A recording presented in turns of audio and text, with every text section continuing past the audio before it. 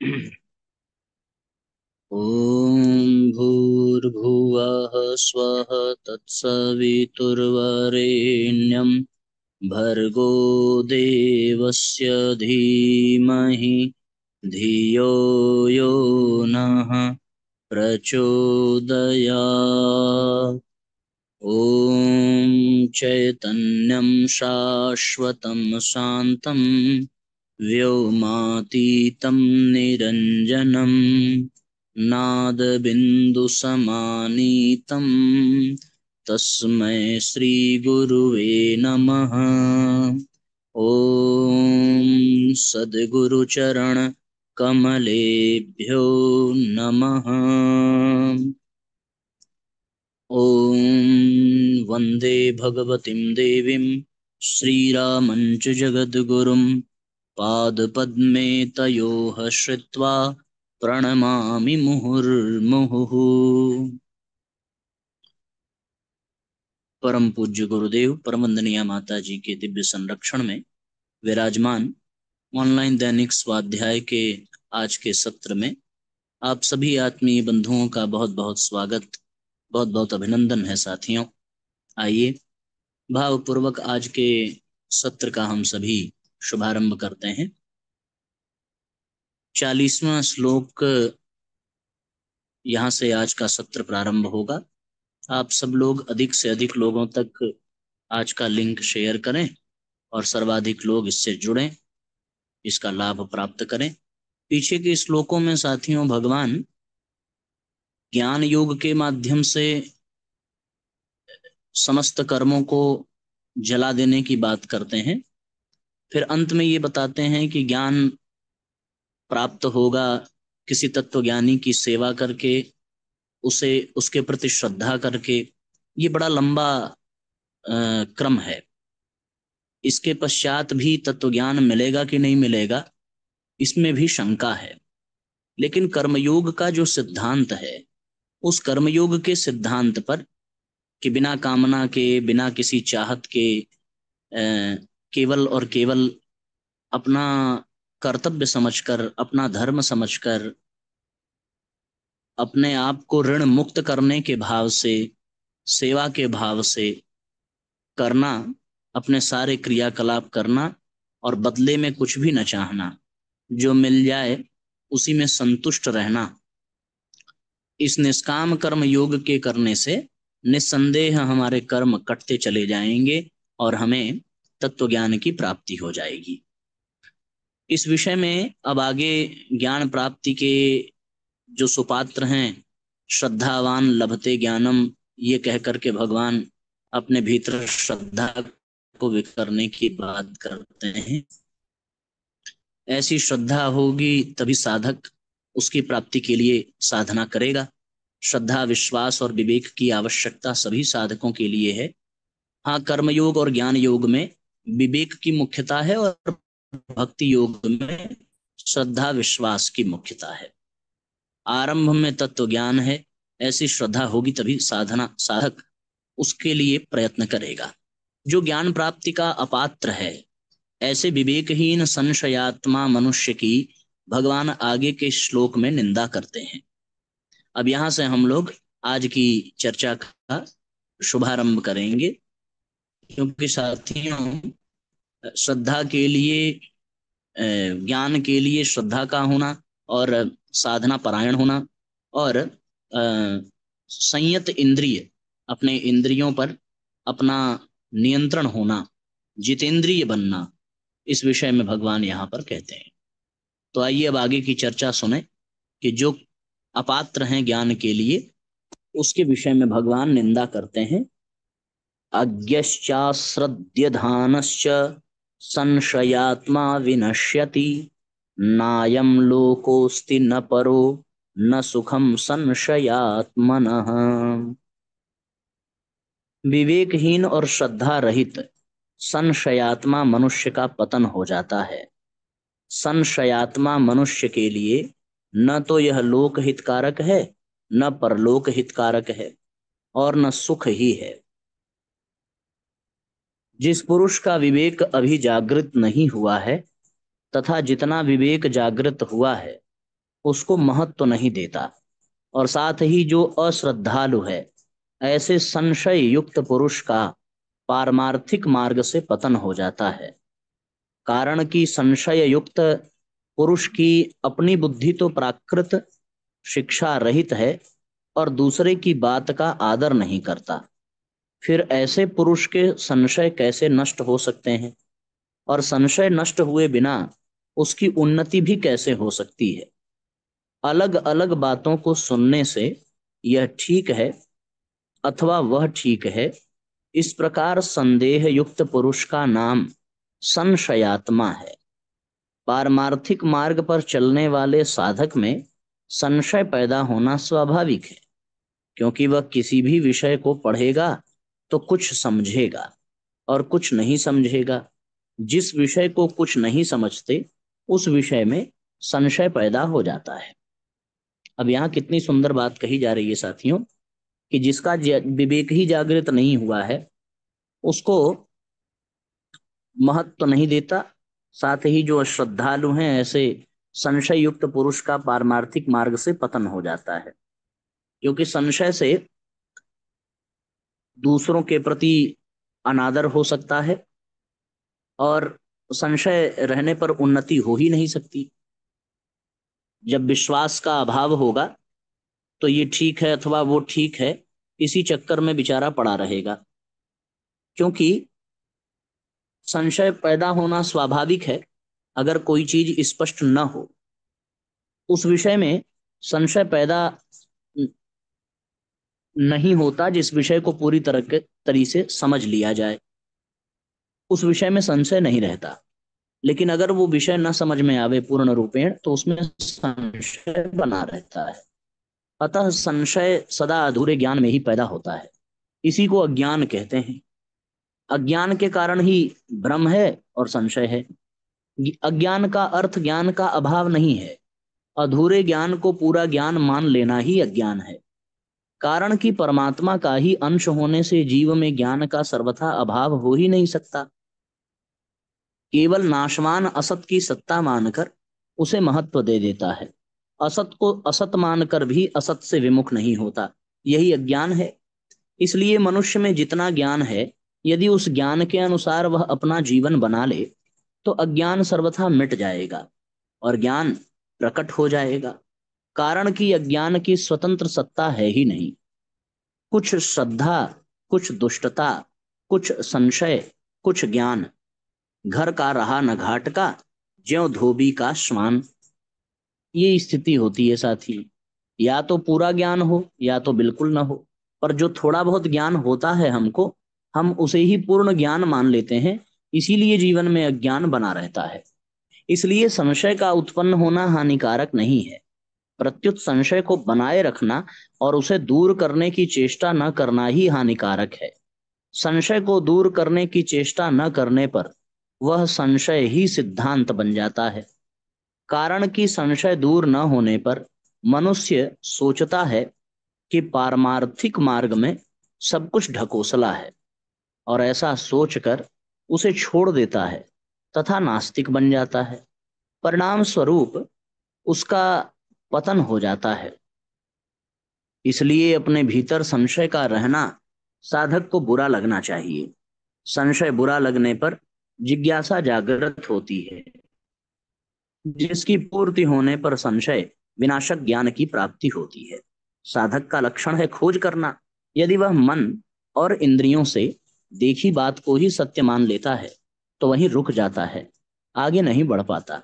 साधक को निरंतर आगे ही बढ़ते रहना चाहिए। जैसे रास्ते पर चलते समय मनुष्य यह न देखे कि कितने मील आगे आ गए, प्रत्युत यह देखे कि कितने मील अभी बाकी पड़े हैं, तब वह ठीक अपने लक्ष्य तक पहुंच जाएगा। ऐसे ही साधक यह न देखे कि कितना जान लिया, अर्थात अपने जाने हुए पर संतोष न करे, प्रत्युत जिस विषय को अच्छी तरह नहीं जानता, उसे जानने की चेष्टा करता रहे। इसलिए संशय के रहते हुए कभी संतोष नहीं होना चाहिए। प्रत्युत जिज्ञासा अग्नि की तरह दहकती रहनी चाहिए। ऐसा होने पर साधक का संशय संत महात्माओं से अथवा ग्रंथों से किसी न किसी प्रकार से दूर हो ही जाता है। संशय दूर करने वाला कोई न मिले तो भगवत कृपा से उसका संशय दूर हो जाता है। जीवात्मा परमात्मा का अंश है। ममैवांशो जीवलोके।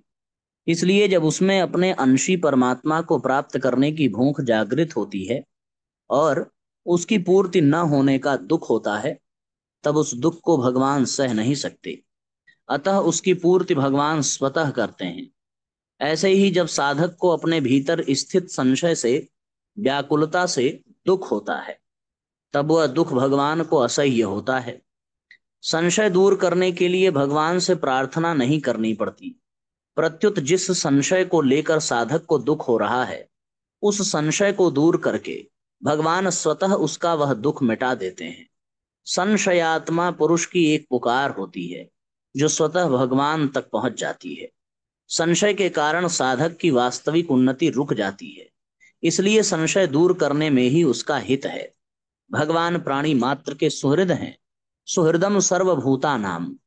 इसलिए जिस संशय को लेकर मनुष्य व्याकुल होता है और वह व्याकुलता उसे असह्य हो जाती है, तो भगवान उस संशय को किसी भी रीति उपाय से दूर कर देते हैं। गलती यही होती है कि मनुष्य जितना जान लेता है उसी को पूरा समझकर अभिमान कर लेता है कि मैं ठीक जानता हूं। यह अभिमान महान पतन करने वाला हो जाता है। नायम लोकोस्ति न परो न सुखम संशयात्मनः। इस श्लोक में ऐसे संशय आत्मा मनुष्य का वर्णन है जो अज्ञ और अश्रद्धालु है। तात्पर्य ये है कि भीतर संशय रहने पर भी उस मनुष्य की न तो अपने विवेकवती बुद्धि है और न वह दूसरे की बात ही मानता है। इसलिए उस संशयात्मा मनुष्य का पतन हो जाता है। उसके लिए न यह लोक है, न परलोक है और न सुख ही है। संशयात्मा मनुष्य का इस लोक में व्यवहार बिगड़ जाता है, कारण कि वह प्रत्येक विषय में संशय करता है। जैसे यह आदमी ठीक है या बेठीक है, यह भोजन ठीक है या बेठीक है, इसमें मेरा हित है या अहित है आदि। उस संशयात्मा मनुष्य को परलोक में भी कल्याण की प्राप्ति नहीं होती, क्योंकि कल्याण में निश्चयात्मिका बुद्धि की आवश्यकता होती है और संशयात्मा मनुष्य दुविधा में रहने के कारण कोई एक निश्चय नहीं कर सकता। जैसे जप करूं या स्वाध्याय करूं, संसार का काम करूं या परमात्मा प्राप्ति करूं आदि। भीतर संशय भरे रहने के कारण उसके मन में भी सुख शांति नहीं रहती। इसलिए विवेकवती बुद्धि और श्रद्धा के द्वारा संशय को अवश्य ही मिटा देना चाहिए। दो अलग अलग बातों को पढ़ने सुनने से संशय पैदा होता है। वह संशय या तो विवेक विचार के द्वारा दूर हो सकता है या शास्त्र तथा संत महापुरुषों की बातों को श्रद्धा पूर्वक मानने से। इसलिए संशय युक्त पुरुष में यदि अज्ञता है तो वह विवेक विचार को बढ़ाए, और यदि अश्रद्धा है तो श्रद्धा को बढ़ाए, क्योंकि इन दोनों में से किसी एक को विशेषता से अपनाए बिना संशय दूर नहीं होता। परिशिष्ट भाव: ज्ञान हो तो संशय मिट जाता है, ज्ञान संच्छिन्न संशयम। और श्रद्धा हो तो भी संशय मिट जाता है, श्रद्धावान लभते ज्ञानम। परंतु ज्ञान और श्रद्धा ये दोनों ही ना हो तो संशय नहीं मिट सकता। इसलिए जिस संशयात्मा मनुष्य में न तो ज्ञान है और न श्रद्धा ही है, अर्थात जो न तो खुद को जानता है और न दूसरे की बात मानता है, उसका पतन हो जाता है। भगवान ने 33वें श्लोक से ज्ञान योग का प्रकरण आरंभ करते हुए ज्ञान प्राप्ति का उपाय तथा ज्ञान की महिमा बताई। जो ज्ञान गुरु के पास रहकर उनकी सेवा आदि करने से होता है, वही ज्ञान कर्म योग से सिद्ध हुए मनुष्य को अपने आप प्राप्त हो जाता है। ऐसा बताकर भगवान ने ज्ञान प्राप्ति के पात्र अपात्र का वर्णन करते हुए प्रकरण का उपसंहार किया है। अब प्रश्न होता है कि सिद्ध होने के लिए कर्मयोगी को क्या करना चाहिए। इसका उत्तर भगवान आगे के श्लोक में देते हैं। योग संन्यस्त कर्माणम ज्ञान संचिन्न संशयम आत्मवंतम न कर्माणि निबध्नन्ति धनंजय। हे धनंजय, योग के द्वारा जिसका संपूर्ण कर्मों से संबंध विच्छेद हो गया है और विवेक ज्ञान के द्वारा जिसके संपूर्ण संशयों का नाश हो गया है, ऐसे स्वरूप परायण मनुष्य को कर्म नहीं बांधते। शरीर, इंद्रियां, मन, बुद्धि आदि जो वस्तुएं हमें मिली हैं और हमारी दिखती हैं, वे सब दूसरों की सेवा के लिए ही हैं, अपना अधिकार जमाने के लिए नहीं। इस दृष्टि से जब उन वस्तुओं को दूसरों की सेवा में लगा दिया जाता है, तब कर्मों और वस्तुओं का प्रवाह संसार की ओर ही हो जाता है और अपने में स्वतः सिद्ध समता का अनुभव हो जाता है। इस प्रकार योग के द्वारा जिसने कर्मों से संबंध विच्छेद कर लिया है, वह पुरुष योग संन्यस्त कर्मा है। जब कर्मयोगी कर्म में अकर्म तथा अकर्म में कर्म देखता है, अर्थात कर्म करते हुए अथवा न करते हुए दोनों अवस्थाओं में नित्य निरंतर असंग रहता है, तब वही वास्तव में योग संन्यस्त कर्मा होता है। ज्ञान संक्षिन्न संशयम। मनुष्य के भीतर प्रायः ये संशय रहते हैं कि कर्म करते हुए ही कर्मों से अपना संबंध विच्छेद कैसे होगा, अपने लिए कुछ न करें तो अपना कल्याण कैसे होगा आदि। परंतु जब वह कर्मों के तत्व को अच्छी तरह जान लेता है, तब उसके समस्त संशय मिट जाते हैं। कर्मों के तत्व का वर्णन इसी अध्याय के 16वें से 32वें श्लोक तक के प्रकरण में विशेषता से हुआ है। इसमें भी 18वां श्लोक मुख्य है, जिसे हम लोग साथियों पीछे पढ़ चुके हैं। उसे इस बात का स्पष्ट ज्ञान हो जाता है कि कर्मों और उनके फलों का आदि और अंत होता है, पर स्वरूप सदा ज्यों का त्यों रहता है। इसलिए कर्म मात्र का संबंध पर संसार के साथ है, स्व स्वरूप के साथ बिल्कुल नहीं। इस दृष्टि से अपने लिए कर्म करने से कर्मों के साथ संबंध जुड़ जाता है और निष्काम भाव पूर्वक केवल दूसरों के लिए कर्म करने से कर्मों से संबंध विच्छेद हो जाता है। इससे सिद्ध होता है कि अपना कल्याण दूसरों के लिए कर्म करने से ही होता है, अपने लिए कर्म करने से नहीं। आत्मवंतम कर्मयोगी का उद्देश्य स्वरूप बोध को प्राप्त करने का होता है, इसलिए वह सदा स्वरूप के परायण रहता है। उसके संपूर्ण कर्म संसार के लिए ही होते हैं।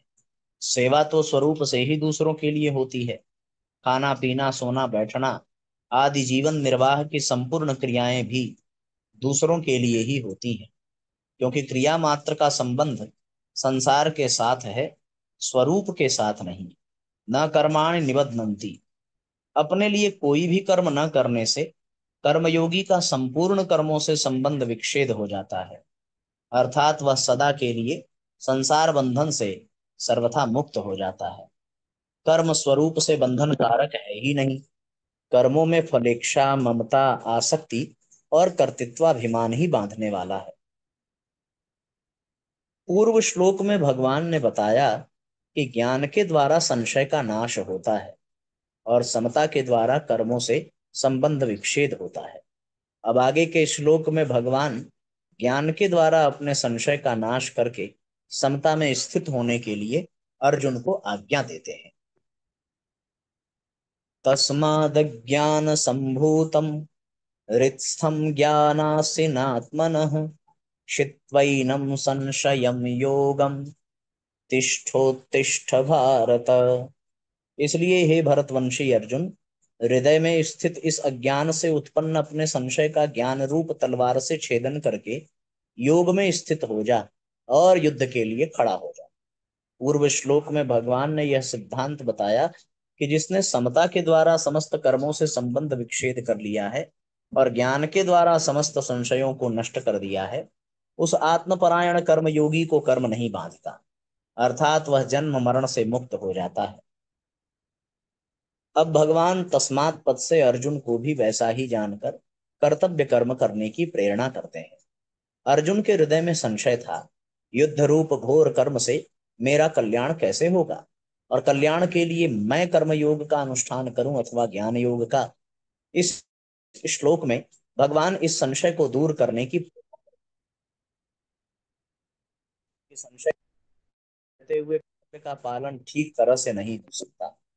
पद का भाव है कि अब संशय, सब संशय अज्ञान से अर्थात कर्मों के और योग के तत्व को ठीक ठीक न समझने से ही उत्पन्न होते हैं।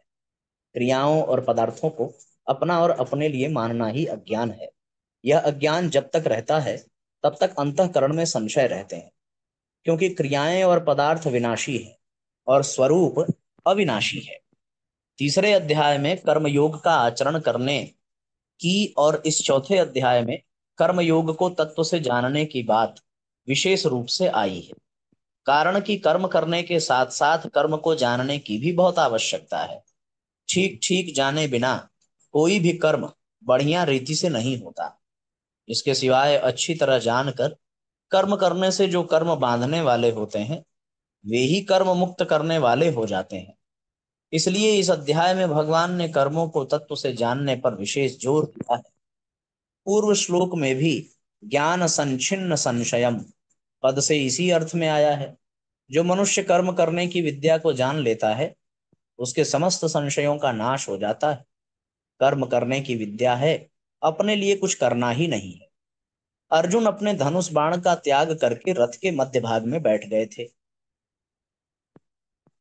उन्होंने भगवान से साफ कह दिया था कि मैं युद्ध नहीं करूंगा, न योत्सी। यहाँ भगवान अर्जुन को योग में स्थित होकर युद्ध के लिए खड़े हो जाने की आज्ञा देते हैं। यही बात भगवान ने दूसरे अध्याय के 48वें श्लोक में योगस्थः कुरु कर्माणि पदों से भी कही थी। योग का अर्थ समता है, समत्वम योग उच्यते। अर्जुन युद्ध को पाप समझते थे, इसलिए भगवान अर्जुन को समता में स्थित होकर युद्ध करने की आज्ञा देते हैं, क्योंकि समता में स्थित होकर युद्ध करने से पाप नहीं लगता। इसलिए समता में स्थित होकर कर्तव्य कर्म करना ही कर्म बंधन से छूटने का उपाय है। संसार में रात दिन अनेक कर्म होते रहते हैं, पर उन कर्मों में राग द्वेष न होने से हम संसार के उन कर्मों से बंधते नहीं, प्रत्युत निर्लिप्त रहते हैं। जिन कर्मों में हमारा राग या द्वेष हो जाता है उन्हीं कर्मों से हम बंधते हैं, कारण कि राग या द्वेष से कर्मों के साथ अपना संबंध जुड़ जाता है। जब राग द्वेष नहीं रहते अर्थात समता आ जाती है, तब कर्मों के साथ अपना संबंध नहीं जुड़ता, अतः मनुष्य कर्म बंधन से मुक्त हो जाता है। अपने स्वरूप को देखें तो उसमें समता स्वतः सिद्ध है। विचार करें कि प्रत्येक कर्म का आरंभ होता है और समाप्ति होती है। उन कर्मों का फल भी आदि और अंत वाला होता है, परंतु स्वरूप निरंतर ज्यों का त्यों रहता है। कर्म और फल अनेक होते हैं, पर स्वरूप एक ही रहता है। अतः कोई भी कर्म अपने लिए न करने से और किसी भी पदार्थ को अपना और अपने लिए न मानने से जब क्रिया पदार्थ रूप संसार से सर्वथा संबंध विच्छेद हो जाता है, तब स्वतः सिद्ध समता का अपने आप अनुभव हो जाता है। ओम तत्सदिति श्रीमद्भगवद्गीतासूपनिषत्सु ब्रह्म विद्यायाम योगशास्त्रे श्रीकृष्णार्जुन संवादे ज्ञान कर्म संन्यास योगो नाम चतुर्थो अध्यायः। इस तरीके से साथियों चतुर्थ अध्याय पूरा हुआ। अब हम लोग अगले अध्याय का क्रम प्रारंभ करेंगे, और उसके पहले अप्रैल माह की अखंड ज्योति पत्रिका पढ़ करके तब पांचवा अध्याय प्रारंभ किया जाएगा। आइए अब आज के सत्र को यहीं पर विश्राम देते हैं। गायत्री मंत्र साथ साथ। ओम भूर्भुवः स्वः तत्सवितुर्वरेण्यं भर्गो देवस्य धीमहि धियो यो नः प्रचोदयात्। सभी आत्मीय बंधुओं को बहुत बहुत धन्यवाद, बहुत बहुत प्रणाम साथियों। सबका मंगल हो। जय राम जी की शुभ रात्रि।